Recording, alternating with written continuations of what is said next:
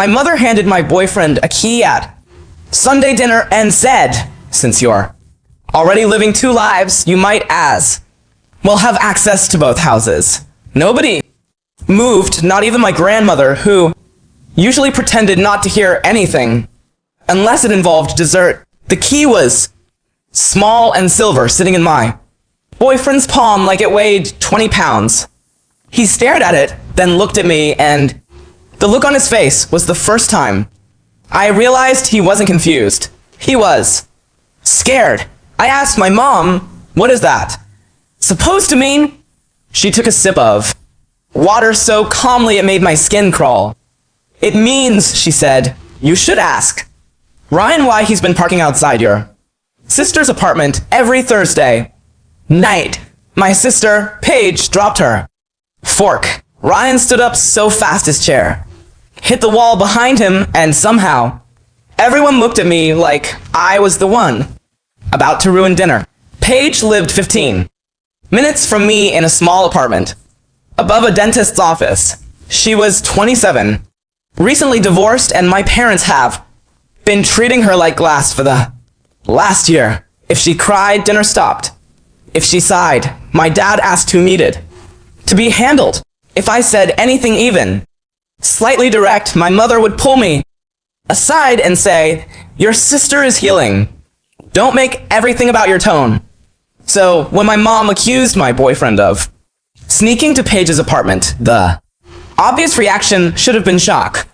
But my dad just rubbed his forehead. My aunt stared into her plate, and Paige whispered, "Mom, you promised." That was when I knew this wasn't a suspicion. It was a meeting I had not been invited to. Ryan said, "This is not what it looks like." That sentence has never helped anyone in history. I laughed once, not because it was funny, but because if I didn't laugh, I was going to break something. Asked him how long he kept saying my name like that was an answer. So my mother answered for him, 6 weeks. 6 weeks. For 6 weeks I had been making dinner for a man who was apparently spending Thursday nights with my sister. 6 weeks of him telling me he had late client calls. 6 weeks of Paige texting me hearts under my pictures while keeping whatever this was in her apartment. I looked at her and asked it, "Do you sleep with him?" Paige's face crumpled, and my mother snapped, "That is a disgusting thing to ask at the table." I almost lost my mind. "You brought a key to dinner?" My grandmother whispered, "Let the girl answer." Paige wiped her mouth with a napkin even though she hadn't eaten anything, and she said, "No, not like that. Not like that." The room shifted. Ryan put both hands on the back of his chair and said, "I was helping her." Helping her do what? Nobody answered. Then my dad said, "Sit down." I said, "No." He used the same voice he used when I was 16 and came home 10 minutes late. "Sit down before you embarrass yourself." That was the thing about my family. They could drop a bomb in the middle of a meal and still act like my reaction was the real explosion. I looked at Ryan and said, "You have 10 seconds." He looked at Paige, not me. Paige whispered, "Don't." So he didn't. And that was enough. I grabbed my purse. But my mother said, "If you walk out now, you walk out without hearing why." I turned around.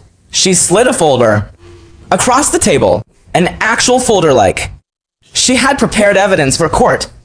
Inside were printed screenshots of bank transfers. Ryan's name, Paige's name. Amounts ranging from $200 to 15. Dates, notes like dentist, rent, urgent, and one that just said, "Please don't tell her." I read the last one 3 times. "Please, don't tell her." My throat went tight in a way I hated because I didn't want to cry in front of them. Ryan said I was going to tell you when, after the wedding. That made him flinch. We weren't officially engaged, but we had been looking at venues. Paige knew that. My mother knew that. Everyone knew that. Paige finally spoke up. She said after her divorce, her ex stopped paying half the debt he left her with. She was behind on rent. Her car needed repairs. She didn't want to ask my parents because Dad had already paid for her lawyer. So she asked Ryan because he was good with money and because he had once offered to help her build a budget. I said, so he became your secret boyfriend with a checking account. She shouted. I was ashamed. It was the first honest thing anyone said all night. Then Ryan said, I didn't tell you because you hate when Paige needs help. That hit me harder than I expected because there was a tiny piece of truth in it. I didn't hate Paige needing help. I hated that help for Paige always became sacrifice for everyone else. I hated that when I struggled, I was strong, but when she struggled, the whole family became a rescue team. I hated that my birthday trip was canceled when her marriage fell apart. I hated that my promotion dinner turned into a conversation about her loneliness, but I never wanted her homeless.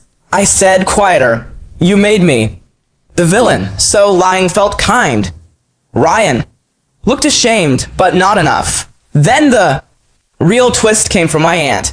She said, Denise, tell her about the lease. My mother's face changed. Paige whispered, Aunt Mara, stop. I turned slowly toward my mom. What lease?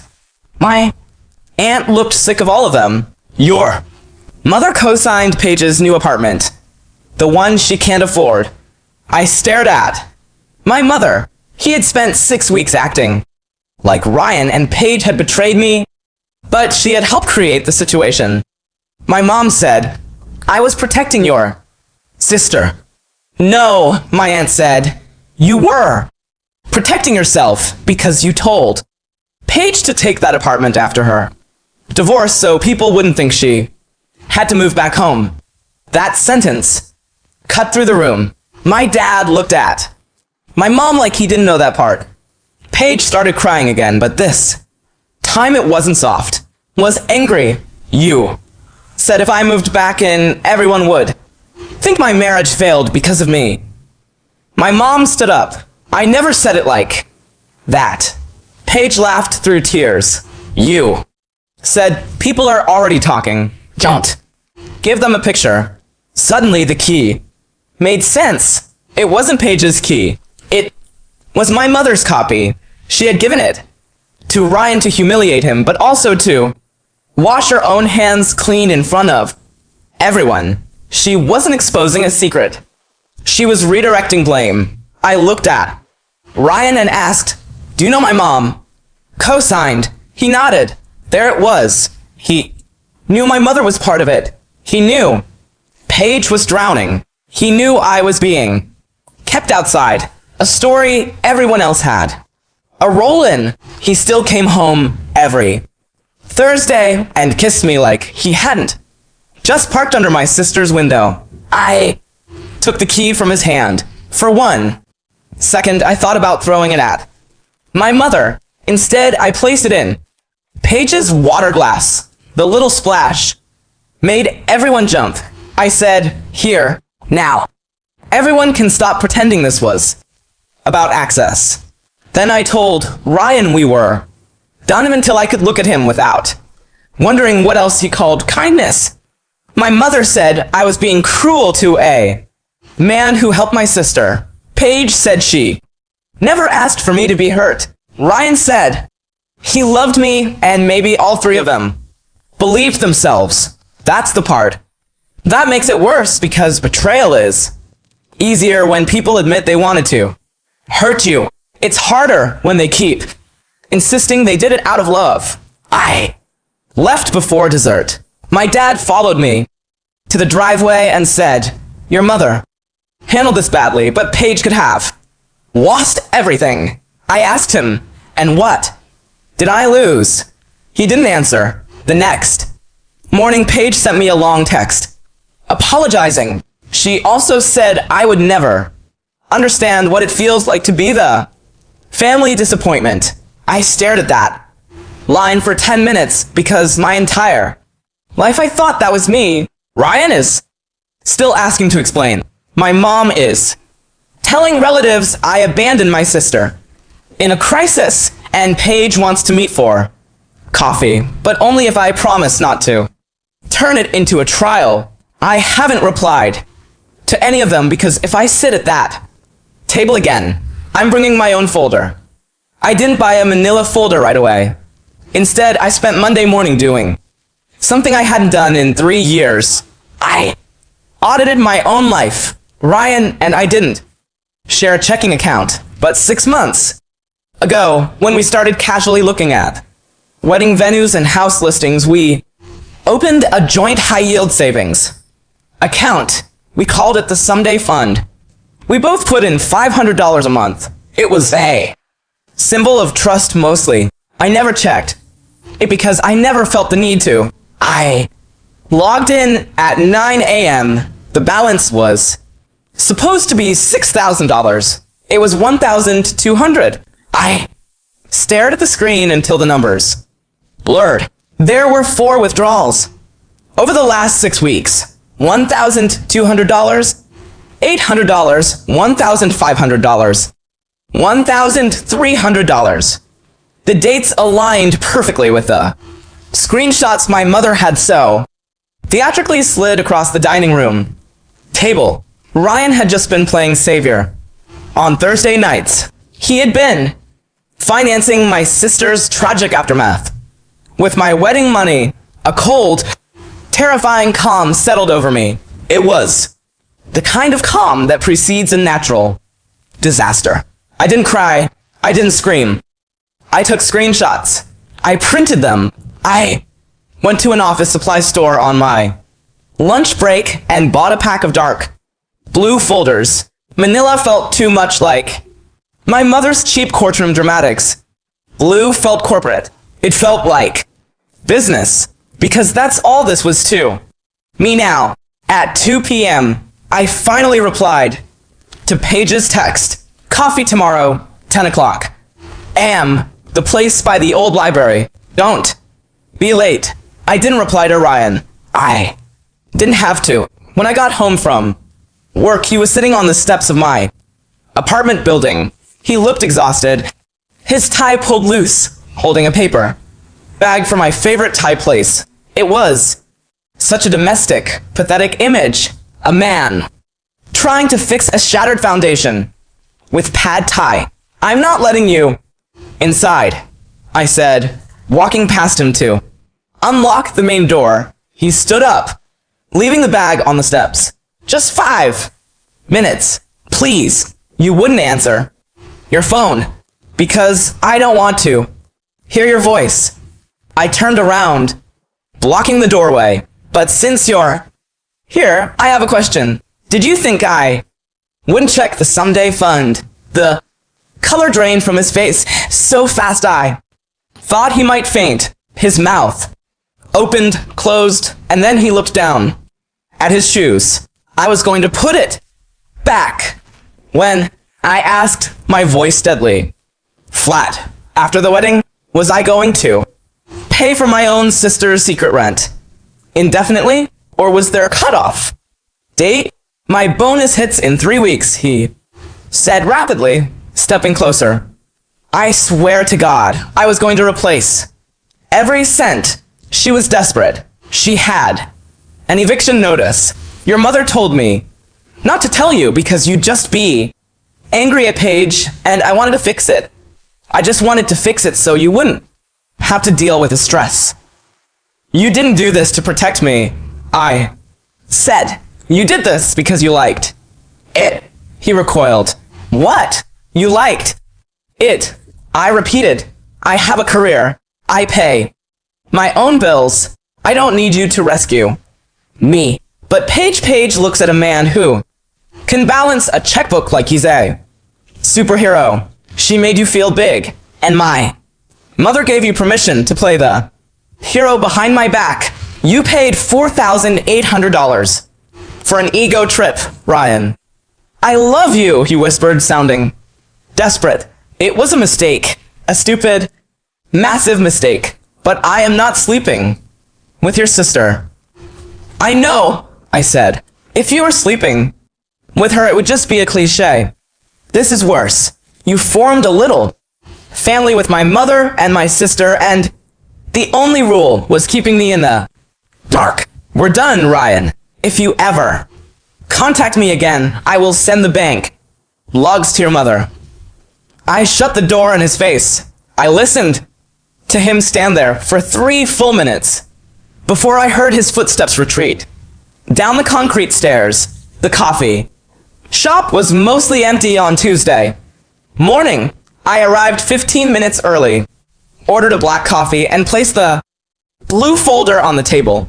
Paige walked in at exactly 10 a.m. She was wearing an oversized sweater that made her look deliberately fragile. She had a way of shrinking her shoulders when she knew she was in trouble, a defense mechanism she'd perfected since we were kids. If she looked small enough, nobody was allowed to be mad at her. She sat down, clutching her purse. She looked at my coffee, then at the blue folder. I didn't want it to happen like this, she started, her eyes already welling with preemptive tears. Mom ambushed us. I swear I didn't know she had a key.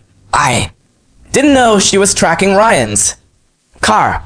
Mom tracked his car? Paige nodded miserably. Amara told me this morning. Mom put an AirTag in Ryan's coat pocket 2 weeks ago when he came over to fix her Wi-Fi. She wanted proof before she dropped the bomb. I had to laugh. A short, breathless bark of laughter. Of course she did. Why have a private conversation when you can arrange a surveillance sting and an audience? I slid the blue folder across the table. Paige stared at it like it was a loaded gun. What is this? Open it. She hesitated, then flipped the cover open. She looked at the spreadsheets, the bank logos, the highlighted lines. This is Ryan's account, she whispered. Look closer at the names at the top. She squinted, reading the account holders. Her breath hitched. Ryan Miller and Denise Walker. He gave you $4,800 out of our joint savings account. Paige. The money we were using to put a down payment on a venue. Paige dropped the paper. She pressed both hands to her mouth. Oh my God! Denise, I swear on my life I didn't know. He told me he was pulling it from his personal investments. I didn't know it was yours. I believe you, I said calmly, because you never ask where the lifeboats come from as long as you get to climb inside. She flinched. That's not fair. I was drowning. My husband left me with $30,000 in debt.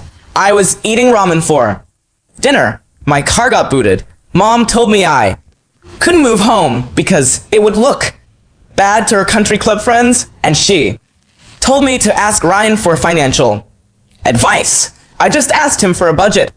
He offered the money, and you took it for 6 weeks while coming to my house, eating dinner I cooked, looking me in the eye and sending me heart emojis on Instagram. I was so ashamed. A tear finally spilled over. You've always been the perfect one, Denise. You never fail. You never stumble. Every time I look at you, I just feel like a mess. I couldn't bear the look you would give me if you knew I was begging your boyfriend for rent money. You think I'm perfect? I leaned forward, resting my elbows on the table. I'm not perfect, Paige. I just handle my own messes. You sent a text saying, I don't know what it's like to be the family disappointment. You're right. You know why? Because you're not the disappointment. You're the project. She wiped her eyes, confused. What? Mom and Dad need you to be broken so they can feel useful, and they need me to be strong so they don't have to worry about the logistics. I'm the infrastructure. You're the drama. Do you know why Mom co-signed your lease and then blew this? Up at dinner, Paige shook her head. Because she realized she couldn't afford your rent either, I said. It was a guess, but based on Aunt Mara's comments, it was an educated one. Mom is obsessed with appearances. She co-signed to keep you out of the house, but when she saw how much it cost, she panicked.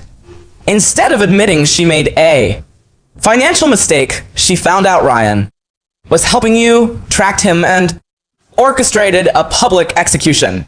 She made Ryan the villain, you the victim, and me the collateral damage. Also, nobody would ask why she pushed you into an apartment you couldn't afford. Paige stared at me, the victimhood slowly draining from her eyes, replaced by a horrified realization. Ryan dumped my money into your bank account, Paige. You owe me $4,800. I want it back. I don't care if you have to sell your car or borrow it from Dad or take out a loan. You will pay me back. Denise, please, I don't have it. I don't care. I stood up. You're 27. Stop letting our mother direct your life and stop using my life to subsidize yours. You have 6 months. I turned and walked out of the coffee shop. I didn't look back. The air outside felt incredibly crisp. For the first time in my life, I wasn't carrying my sister's weight. 2 weeks passed. The silence from my family was deafening, but it wasn't peaceful. It was the tactical retreat before a siege. Ryan transferred $4,800 into my personal checking account on a Tuesday. He didn't text, but the memo line on the bank transfer read, I am so sorry. I transferred the money to a new account, closed the someday fund, and blocked his number entirely. Then came the fallout of my mother's grand scheme, with Ryan out of the picture and his wallet closed. Paige's rent came due. My phone rang on a Thursday evening. It was my father. That Denise, he sighed. He sounded 10 years older than he was. We have a situation. I assume rent is due. A pause. Your mother is very stressed. Paige's landlord is threatening eviction. The penalty for breaking the lease early is severe, and since your mother co-signed, they're threatening her credit. You know how she is about credit. I do. It's terrible. I chopped a carrot for my dinner. Denise, please. Your mother is a mess. She can't sleep. Paige is staying in her old bedroom, and it's a war zone over here. I know you're hurt. I know Ryan behaved poorly. Ryan stole from me, Dad. He was misguided. My father corrected gently. Ever the diplomat for the indefensible. But right now, we need to handle this. I've paid for Paige's lawyer. I'm tapped out. Your mother doesn't have the liquid cash to break the lease. We need a short-term loan. Just $3,000. We'll pay back by Christmas. I stopped chopping the carrot. The sheer, unadulterated audacity of it was breathtaking. Let me get this straight, I said, keeping my voice perfectly level. Mom orchestrates a dinner party to humiliate me, intentionally blows up my relationship to cover her own financial tracks, and now you want me to pay the ransom on the lease she signed? Your family, he said, the ultimate trump card, the skeleton key for every boundary ever built. No, that, and the bank, or I was not anymore. Denise, if your mother's credit tanks, it affects my business. Loans. Be reasonable. You have the savings. Ask Ryan, I said. I hear he loves helping damsels in distress. Denise, if you or Mom call me for money, again, I will block you both. I hung up. My hands were shaking, not from sadness, but from an adrenaline high. I had said no. I had said no, and the world hadn't ended. The sky hadn't fallen. The only Thing that was falling apart was the illusion my mother had spent decades curating. The climax of this wretched season arrived 3 weeks later. It was my grandmother's 80th birthday. In my family, missing a milestone birthday was tantamount to treason. My mother had rented out the private room of an upscale Italian restaurant. I knew she fully expected me not to show up. It would feed her narrative. Denise is so bitter. Denise is alienating herself. Look at me, the long-suffering matriarch, trying to hold my fractured family together. I wasn't going to give her the satisfaction. I wore a tailored burgundy suit that made me look like I owned the building. I arrived 10 minutes late carrying a beautifully wrapped gift for my grandmother. When I walked into the private dining room, the conversation died instantly. There were about 20 extended family members present. My mother, wearing a strained, frozen smile, was holding a glass of Pinot Grigio. Paige was sitting quietly in the corner looking pale. Aunt Mara caught my eye and raised her wine glass. In a silent salute. Denise, my mother, said loudly, recovering her composure. We didn't think you'd make it. We thought you needed space. I wouldn't miss Grandma's birthday, I said smoothly. I walked over, kissed my grandmother on the cheek, and handed her the gift. She patted my hand. Good girl, Grandma mumbled. Did you bring dessert? Not today, Grandma. I took a seat across from my mother. The rest of the family awkwardly resumed their conversations, but everyone was listening. The tension was thick enough to carve. My mother couldn't help herself. The silence of my independence was a direct challenge to her authority. Midway through the salads, she leaned forward. So, Denise, are you seeing anyone new, or are you still punishing yourself over the Ryan situation? The table went dead quiet again. Even Uncle David stopped chewing his breadstick. I'm not punishing myself, Mom, I said, keeping my tone light. Conversational. I'm actually enjoying the quiet, though I imagine things are pretty loud at your house these days. What with Paige moving back in, my mother's jaw tightened. She hated that.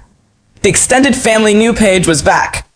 Paige is going through a transition. We are supporting her. That's what families do. They support each other in times of crisis, rather than abandoning them. She looked pointedly at me. I picked up my fork. I agree. Support is vital.